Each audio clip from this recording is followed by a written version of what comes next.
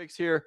We're going to be starting with Modern this round, I believe. We got some, at least one heavyweight team and some other names that are recognizable for people that regularly watch the NRG series or that play Magic in the Midwest region or really anywhere. I mean, these names like Andrew Elenbogen, I mean, this is a name that everybody knows, right? Exactly. And his team especially, I mean, has been a force on the NRG series. Of course, Max McVety, Clay Spicklemire, the two names in their own right. So a very, very powerhouse team. Of course, I think at least Elenbogen certainly high up on the leaderboard. They're certainly hunting for some points this weekend, trying to lock up that seasonal invite. There's a lot on the line for these players. Once again, you're playing for all these points and you play all season. This is kind of the cutoff point. This is the moment where it's like, all right, do or die. So there's a lot to be played for, and a lot of big names players in the running. So if they're still shuffling, let's go ahead and bring up the leaderboard then and check out and see where they are actually standing. You see Andrew Elenbogen there in 6th place, so certainly in contention for these top 2 spots. His teammates Spicklemire and McVety in 12th. I mean, that's a possible jump. He could make up that gap all the way up to Christoph Schlamm's 57 points, as the points from both today and tomorrow do count. As far as the other team, Gabriel, Nicholas, Julian, John, and Tylamin, Ovel, they're not on the list, as they're playing for the glory and money and recognition from taking down the event, but they're not actually in contention for leaderboard slots like Elenbogen's team.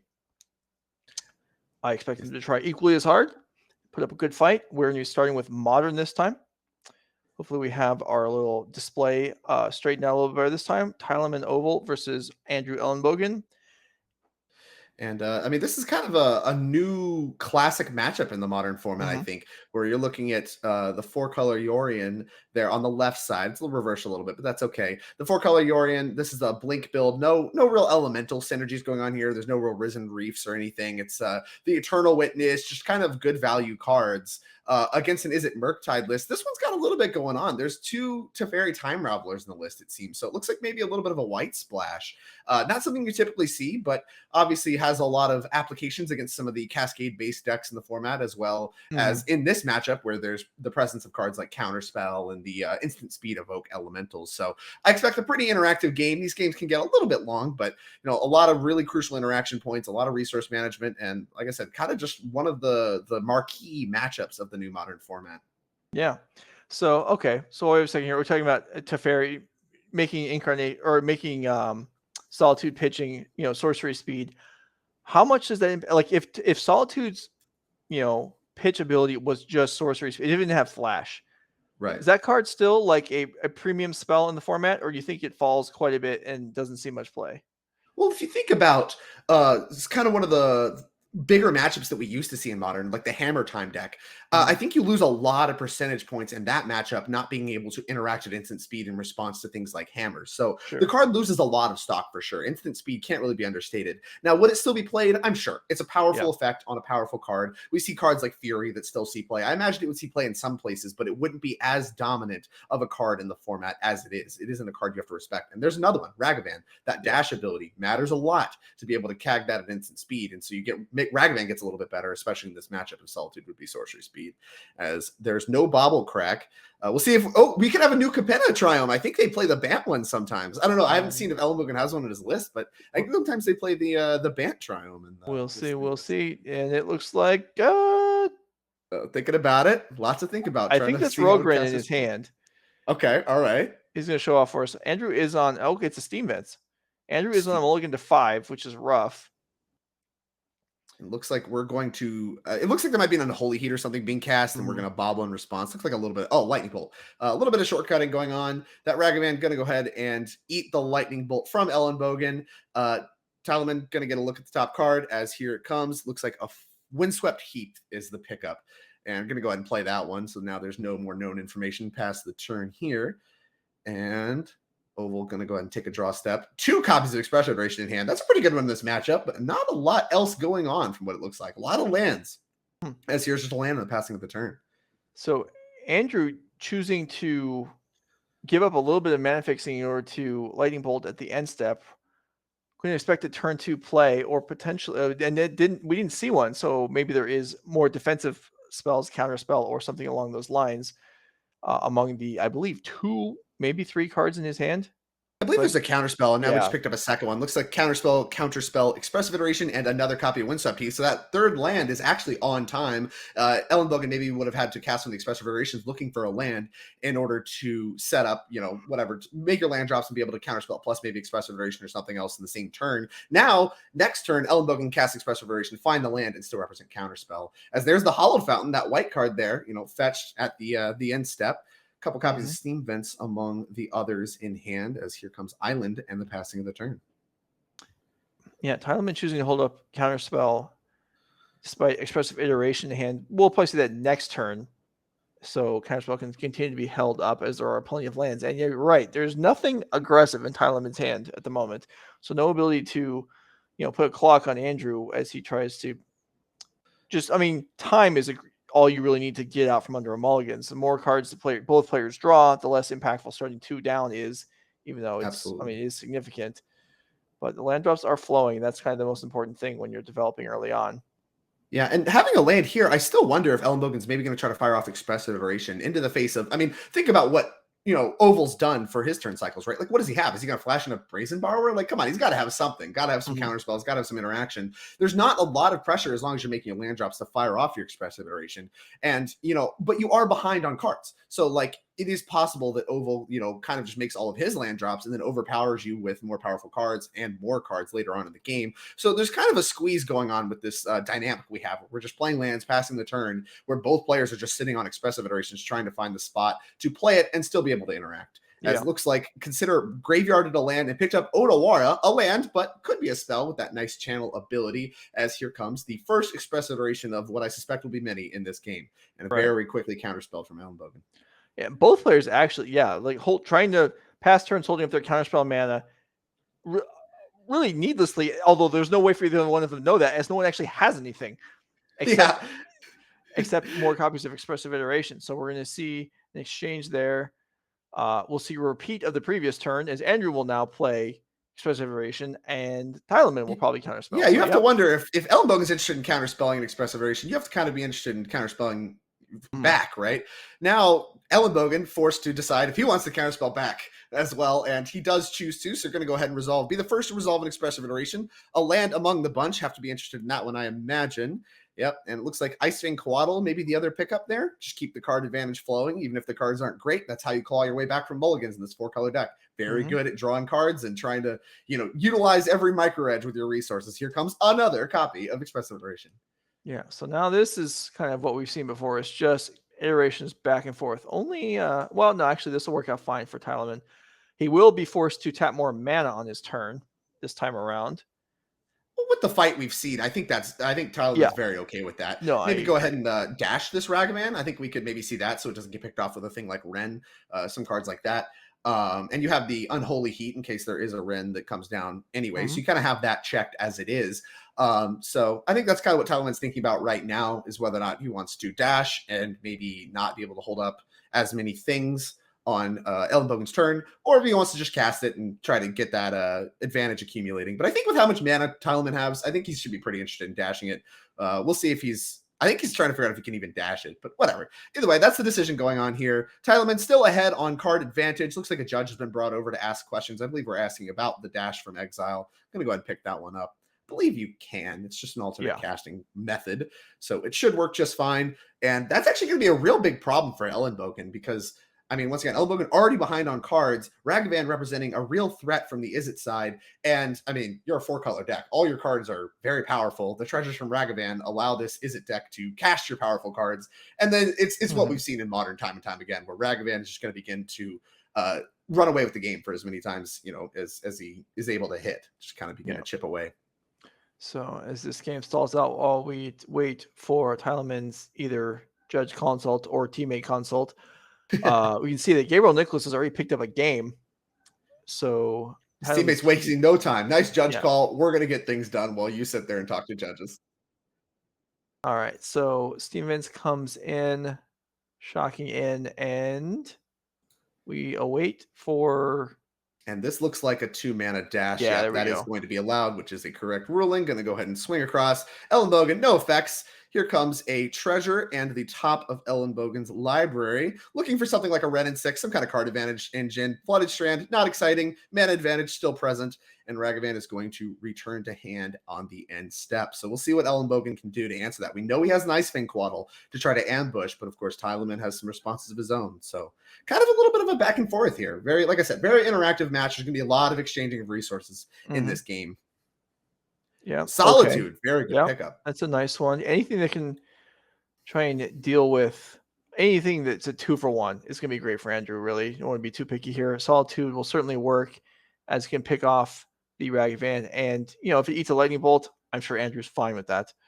Oh, absolutely. And picking off the Ragavan, that's the real key part here is you're actually able to answer the Ragavan. The Ice Fang Quaddle only really represents being able to try to block, but of course we know that there's removal spells in Tylamin's hand. That Solitude represents a little bit more. And I think we're going to main phase this Quaddle here, trying to either find a white card or maybe a land drop. We're going to see exactly how we're going to try to get that done. Tylamin Maybe there is not. What? Okay, so there's a Rogan triome in the middle. What's the other triome? Do you know the artwork on that one? I believe that is the Teamer one. I do not know the name of that one. Ketria is my guess. Okay, yeah, Ketria. All right.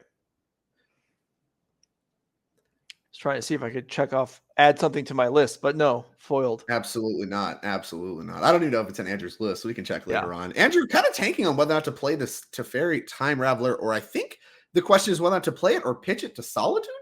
Maybe that's the only other consideration. Here comes a Boseiju as the land for turn. We are going to go ahead and play this Teferi. That means that we need to answer the Ice Fang now, if that's something that we're going to do. But that could give information. We could wait. But if you're going to cast any spells on Andrew's turn, now is the time to do so, be it Consider or a removal spell. And Lightning Bolt is the choice. Going to go ahead and pick off the Ice Fang Quaddle, clearing the way for Ragavan. We're going to cast Consider as well, using the treasure. Interesting. All right. So, yeah, using all the mana available, even the one-shot mana. And now Andrew... I mean, obviously needs cards. So, you're facing Ragavan. If you minus Teferi, Ragavan would have the option of picking it off, and maybe you're even okay with that. Because if Andrew pluses, where do you think he would expect Ragavan to go next turn? I think he has to be really happy if it hits Teferi, right? Because if it hits Teferi, that's like another potential to get like a really powerful snowballing card like Ren and 6. That's really scary. Obviously, the treasure matters. We saw it matter here already, the mana advantage. And so, yeah, I think you want to grab a card. And then if Ragavan hits Teferi, it's almost like kind of another half of a card, even though it's nice to have a Teferi in play or whatever that shuts off all the counter spells. So I do think that Tylamin is interested in getting it off the table. I think that is still a good outcome from Andrew and, gives him more draw steps to try to claw his way back into this game. Yeah. Okay. So, Tylamin, thinking about Unholy Heat the Teferi, I think that is where we're going to land. Just go ahead and Unholy Heat that. It's worth a card to try to go ahead and keep connecting with Ragavan, keep accumulating the mana advantage. And you're already ahead on cards, so you can afford that 2-for-1 there. You can afford it. I wonder, though, this makes your dash, by doing that first, your dash Ragavan, if you flip a Lightning Bolt or something, it's now much worse as you don't have the Teferi to throw it at. That's true. Yeah, hitting something like a Lightning Bolt would be pretty bad. Even hitting a Ren and 6 where you could down tick is a little scary. I think it may be just overly conservative from Tylamin because we do know he has a counterspell in hand. And given the mana tapping here, I think we maybe have telegraphed it more than we needed to or whatever. But either way, I think he was just trying to make sure he's okay, I have all of the resources. I have more removal spells. I have more interaction. I have another counterspell, and I have Ragavan. I think he feels like his game is hard for him to lose, which may be correct. It may be hard for him to lose. And he just really wants to make sure he doesn't get blown out by something in combat that just takes the wind out of his sails. I mean, hard to argue that Unholy Heat wasn't doing much. So, yeah. Well, here's a Ren and 6, and we have another follow-up Unholy Heat, and I imagine we have to be delirious at this stage of the game.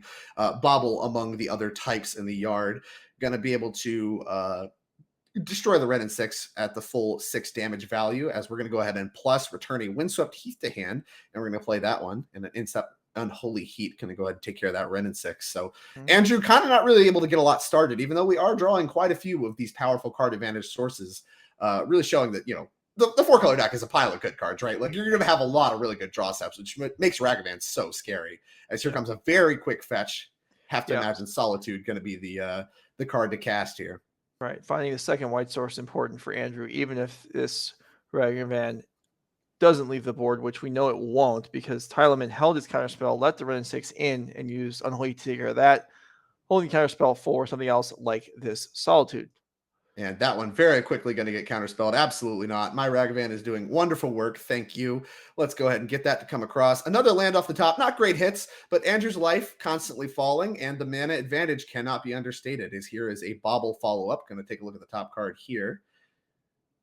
Do we like that one? I don't know. We got a Notawara. That's all we got left to answer it. So Andrew, done a really good job working through Tylamin's resources. And look at that. Suddenly we're at parity. Teferi Time Raveler, a good draw for Andrew. And this is really the pressure on Izzet to get this game over with.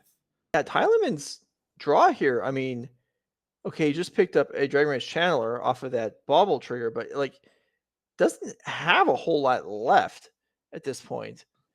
And Andrew has a Lightning Bolt and an Expressive Iteration. Some fantastic draws here.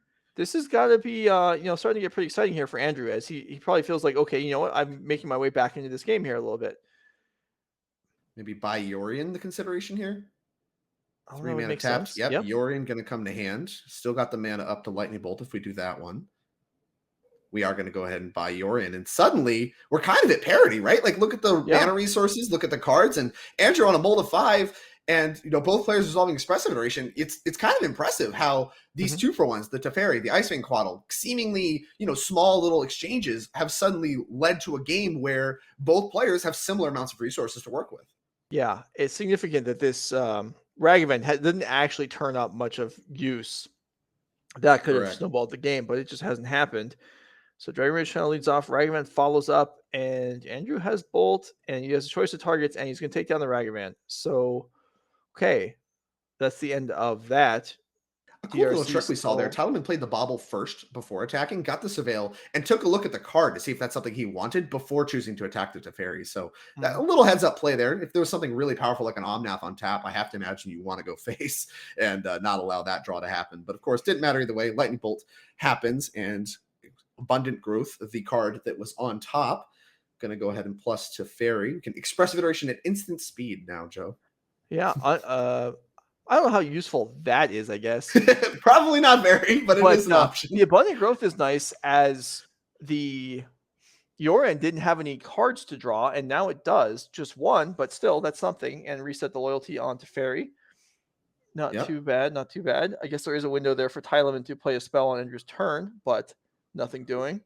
Well, also, this Yorion blocks this Dragon's Rage Channeler as well, and that's a very relevant blocker to have here. This Teferi, potentially able to draw another card, and of course, if you pick up your own Abundant Growth, that's 2 more cards, and then suddenly, Andrew's just firmly in the driver's seat if all that happens. So, Tylamin, there's a lot of pressure here to find, some series of either Expressive Iterations or card advantage. A Murktide Regent, also probably a fine draw, provided you can get this Teferi off the table, but either way, suddenly kind of there's a little bit of onus on Tylamin to find a series of good draws, as Andrew now firmly, multiple card advantage engines, good blockers, and, a little bit lower on life at 8 life, but ahead on the resource advantage here. Yeah, and also Andrew's side ahead in the, there's an Otawara bouncing the Yorion, so Dragon Rage Channeler can attack in. We're going to go ahead and attack that Teferi. That makes Murktide Regent a good draw, and here it is. Yeah. Okay. All right. That is something. I mean, that's the Yorion can reset the Teferi again, but you're right. It won't be able to bounce the Murktide, so it will be live for the turn, and it may very well be an 8/8. So Andrew will have to block. He can't just absorb it once. Right. Yeah, that's a lethal threat. So you can attack like the Teferi with Dragon's Rage Channeler, and then attack Andrew with the Murktide Regent, and then suddenly you're in really good shape. We're going to go ahead and plus that Teferi. There's a lot that Andrew has access to, though. Like I said, he's very ahead on card advantage now. So we're looking at things like Ren. We're looking at things like Expressive Iteration, even Yorion if he so chose. And that draws another card with Abundant Growth. A lot of really good options here. So Andrew going to take a moment to really think it out. I think Expressive Iteration is probably where you have to start just about no matter what. But just going to make sure we're tapping mana appropriately as well. Just try to find some answers to some of those creatures. Because if you can find an answer to that Murktide Regent, then I think that's probably the last little hoorah for Ovel. The Murktide Regent was the card he needed to find. He found it. And here comes Expressive Iteration, Eternal Witness among the group. Let's see. 1, 2, 3. What's in the graveyard that could help with that? There might be another Teferi, but I think he's a mana short of that right now. He can Solitude. There's he could Yorion Solitude. You're right. He could Solitude. There's also a Quaddle, I think. So there are some really good possibilities. Options. There is the 6th land. Yeah. Going to go ahead and make that land drop. Utilize all our resources. More 2-for-1s. Always exciting. As here comes Eternal Witness. Of course, Teferi in play. No responses. No channels from Ovel. Going to go ahead and pull that Solitude to the front. That one looks pretty appealing. I'm going to make sure. Do we really want to pitch this Yorion? Gives up some card advantage, but I think you're already ahead on card advantage. I think you need to not die to this Murktide region. Right. Andrew agrees. He's going to go ahead and pick up that Solitude. We know that one's going to work because of the Teferi in play. Yeah. So you losing Yorion is unfortunate, but I mean, with Eternal Witness and Teferi, I mean, that Eternal was reset and get something else back going again, even though the Yorion would be gone. So there's certainly routes to increased card advantage. And really, Andrew's up on cards, like you were saying. He just needs to survive. And this Solitude will enable him to at least get through this turn. And Teferi Time Raveler, as it is wont to do, will make sure that that resolves. Absolutely. It looks like we do elect to attack Dragon's Rage Channeler at Teferi. Murktide Regent gonna go face. And we'll see exactly the sequencing here, but I think you pretty scripted have to Solitude this Murktide. I mean, I guess, is that blue card? Is there a dress? Is it a dress down in hand? I believe it is a dress down. So yes. Dress down would allow Andrew to survive the turn and Teferi to live. I don't know that that actually accomplishes anything, but it would have been a possibility, I suppose. I think he would have gone down to 2.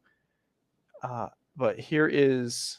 Oh, wow. It looks like we're going to dress down before blocks. Yeah, that's what he was signaling. And that's going to allow the Eternal Witness to trade with the Dragon's Rage Channeler and leave Tylamin with no threats at all. Very cool. Very, very impressive stuff from Andrew. And we're going to see, so Kenzan is the pickup, and that's very relevant with the Ren and 6 in hand. So now we can start making just a flurry of 1/1 tokens every single turn. And that's kind of a nice little win condition for Andrew to be able to close out this game before Tylamin can draw out of this. We're going to go ahead and channel that real fast. Thank you very much. I'll make my 2 1/1s. Maybe should have done that before playing the Ren, but Teferi in play means that just about nothing matters. I'm going to go ahead and pick that right back up. Thank you very much. These tokens do have haste. Can choose to attack if he wants. And I believe if he has a land drop to play for the turn still, then he can make new tokens to block. Although the only real, I guess, haste creature would be Dash Ragavan, but it would be nice to be able to handle that. Yeah, that takes care of that real well. Here's some blockers forever. And then there's also a March of Otherworldly Light, I believe, was in Andrew's hand. So he's got that covered in multiple ways. And yeah, this game, it looks, now that the Solitude has dispatched that Murktide, Andrew has kind of got this, it appears. And Tylamin's got to sit back and just wonder, like, how did I let this get away from me? I was up 2 cards on mulligans, and now I'm down half a dozen permanents. Yeah, absolutely. Like I said, those little exchanges that we saw in those games, that's really what makes this 4-color deck so powerful. Is there's so many cheap cards that have these little interactions that it's okay, I pick up an extra card here. Maybe I make an extra land here. Like my Ren might have died to an Unholy Heat, but it got to plus and get a land. All these 2-for-1s just kind of aggregate into this game state that we see here, where Andrew has a ton of mana to work with. And, if he can find the correctly timed answers and maybe, expressive iteration here and there to try to find, the appropriate removal spells, then you get to catch up and then get way ahead on card advantage through the entire game. And we've really seen that execution happen here. Andrew, in a very commanding position at this point, ahead on cards, able to get this constant stream of snowballing 1/1s going. And, a Dragon's Rage Channeler does represent a flying threat. But, I mean, we know about the March of Otherworldly Light. Like, Andrew just has everything covered at this point and has been very patient with his cards and navigated this game state to a spot where he is ahead on cards and able to, really leverage the power of each individual draw step in this 4-color blink deck. Yeah, so now, look, Andrew may have asked a question there, and Tylamin unfurls his graveyard a little bit. I mean, the question is, like, do you have Delirium? And Tylamin's like, there's 35 cards in my graveyard. Yes, I do. Absolutely. I absolutely do. All right, so here is the Sokenzan again, making another pair of tokens. Bam. And we'll attack with 3 of them. Going to respect Ragavan here, not sending the full 4. Although, of course, I think we do have access to another... No, we don't have access to more tokens. Okay. Expressive Iteration off the top, probably among the best draws you could possibly find. Teferi, Lightning Bolt, and Land among the bunch. None of those answer a pile of 1/1 tokens, though. No, there's not. I mean, there's not probably not an answer in. This is still game 1. Tylamin's not going to have anything in the deck that's a sweeper. Yeah, not really in the main deck engineered explosives time frame anymore. So yeah, really not really looking to answer these 1/1s as much as try to go over the top of them with something like a really big Murktide Regent, which we've already found one of those. Still probably 3 left in the deck. Deck is called Izzet Murktide, so gonna need to find those. And Teferi gonna be able to help do that. Pick off one of the tokens, buy myself a little bit of time. Yeah, Spell Pierce among the draws. Spell Pierce. Yeah, good luck with that. On time. Yeah. This is I guess the only thing to hope for here is Tylamin is that I don't know, maybe your teammates both come back and win their matches before this game ends. That's possible. Yeah, I mean, as the legacy seed is already in game 3, we have not resolved game 1. As we're well into sideboarding on the other tables. And Andrew, pile of tokens gonna crash across here. Okay, I think we just had the life total updated from the Murktide being hit by Solitude. So Tylamin actually jumped up to 18, and he's like, okay, despite that additional life, another land not going to get it done, and an impressive win on a mulligan to 5 from definitely, absolutely. All right, so resetting where we are. We just saw game 1 finish in Modern. Their 2 matches are in sideboarding games. We're going to jump down to Pioneer, see how things are sitting over there. Max McVety versus Julian John, and it looks like we have a red mirror. A lot of red cards here. I don't know what the differentiation between burn and aggro is. I have to imagine more burn spells versus more aggressive creatures. Yeah, maybe so. So we have, looks like, so the Sokenzan Enchantment Saga. You're going to go ahead and make a 2/2 there. Yeah, and then a Bone Crusher and versus just a Soulscar Mage, and all the fun is being had on Max McVety's side at the moment. It looks like as Chandra comes into play. Very timely Chandra. That's one of the real power, I think, of the aggro deck is, you can plus up, do some damage. You just get a flurry of cards at such a cheap rate. That's really done a lot in order to give this deck kind of a little bit more staying power against some of the more fair decks in the format, while also still providing some amount of late game, burnout potential and just generic aggression in general. And a land going to go ahead and be played. Looks like that card's going to stay in exile. This Bone Crusher Giant, I guess, is a 3/2 at the moment. Is that accurate? Well, okay. I was thinking, it enters with a counter from the Sokenzan inside. Right. That's what I was gonna say. I think it's probably okay. Interestingly, it could. Actually, I guess we'll see if the table spotter can tell us, because with Soulscar Mage and Sokenzan, it could be either one. Yeah, I don't really know how big this thing is. I only considered the fact that it could be a +1/+1 counter. You assumed the opposite, and actually, I don't know who's right. So yeah, we didn't see an attack, so I have to assume there's got to be something else going on here. That's true, but we'll see. Maybe the table spotter can relay through the booth what size that Bone Crusher actually is. To respond to a question in the chat about having a match timer. So that's kind of difficult in a team event, because if there's a judge call or a bathroom break or something along those lines, the match timer will actually not be consistent among the 3 tables. That is a 5/4. Okay, as I say that, I'm going to correct myself. It was a 5/4 momentarily, but now it's going to be shrunk from the Soulscar Mage. So now it's a 2/1 Bone Crusher Giant, I believe. Here comes Soulscar Mage at Chandra. An interesting attack here because, of course, Max can just single block to chump. You can offer a double block, and then you get absolutely destroyed by that last card being a burn spell. Or you can just let Chandra take 2, which I feel like is probably the best in this aggro-style setup where your Chandra's not really guaranteed to die right now. You're ahead on permanence. You're more or less ahead on life. You can probably afford to let Chandra take some damage, but we are going to offer the double block. Wild Slash going to take care of the Saga, And I think I don't think Soul Skirmish that does not dies. trade. Yeah, Yeah. no, that is not how that works because the Bone Crusher Giant has only 3 points of power after being skewered. And it looks like we're going to figure that out real quick. Julian going to go ahead and put that Soul Scar Mage back into play, flip the Saga back. Chandra, I mean, still at 4 loyalty. Shows, I think, a lot of respect that Max has for his own Chandra as his way to win this game. Mm-hmm. Sure. Okay, so another Sokenzan token, or I guess not token. I always refer to these as tokens. They're not tokens. They're just the backside of the saga. Back half, the transformed version. Yeah, and Chandra flips the card. Chandra Dressed to Kill, I think, is a very, very cool name for a Planeswalker. I think they did a good job on that one. They did. Very, very flavorful. Speaks very much to both the set and the card in isolation, in a vacuum. All right, both players on no resources. So this 2/2, assuming Julian draws a blank, does represent the ability to check this Soul Scar Mage as, once again, a 1/2. We get to see Chandra here being able to plus, make mana, do some damage, or plus and try to get a card stream. So kind of get to pick 2 different paths here.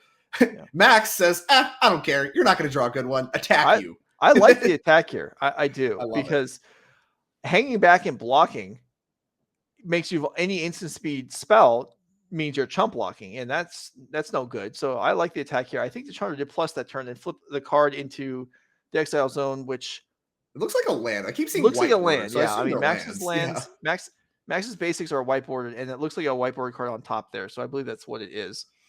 I'm going to go ahead and swing it, Chandra, kind of respecting that you're not going to win the life total race. Another Ramanap Ruins, normally pretty good in these late stages here, but both players actually fairly healthy life totals, using all of their burn spells instead of going to face, or have been taking care of each other's creatures and other resources.